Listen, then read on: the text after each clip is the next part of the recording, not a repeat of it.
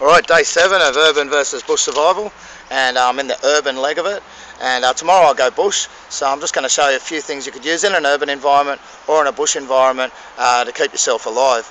Okay, I'm not necessarily saying I'm using all these, but first I've just got a little line and I've got it tied up really well. There's nothing worse than having to untangle a whole heap of fishing line if you needed to, when you should be out fishing or catching birds. This little noose on the tip here could certainly catch something by the leg or by the neck if you had it set up properly. And again, I'm not saying I'm using these, I'm just saying what you could use in a survival situation. Also, I've just got the same setup, a bit like a museo might tie up a lead, and then I've got them sort of wrapped around the middle and then just looped in there. And also got a ciggy butt on the end just to stop myself hooking myself or hooking Benson there, who's having a nice little sleep.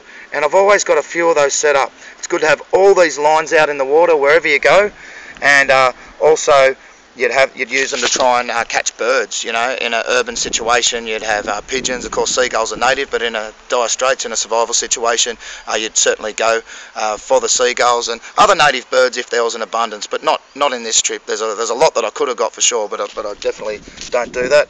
Just your multi-tool, you keep that in one pocket and you look after it all the time. You always keep an eye on that. This rod, it's Jarvis Walker. They're only about 20 bucks, extendable rod. I showed you that one in earlier footage. I've got some lures. Got some lures there. A hand line's good to have to carry your spare line, but you can always improvise one. Of course, a rat trap's a really good idea for catching small animals, to make for crab trap, or to eat them, of course, and also for catching birds. They're really quite powerful, and they're quite humane. They kill things really quickly.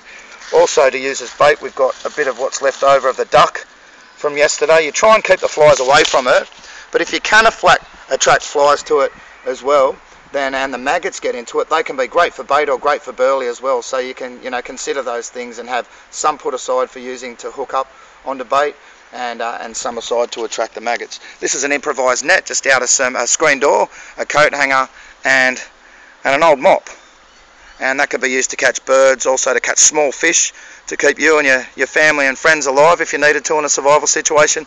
This thing is absolutely priceless. So that's a bit more of a rundown of what I'm up to day 7. If you're getting serious about catching stuff, you'd have your traps out 24/7. Again, okay, I'm not necessarily using a lot of these things today, but I'm just trying to give you a bit of an idea of the kind of thing you'd have to do, and the whole thing is get up early, work hard, save up for a rainy day, quite literally, get ahead on food, get ahead on stocks and supplies, and you should be right. I'll see you in the bush tomorrow if I don't see you again today. Cheers.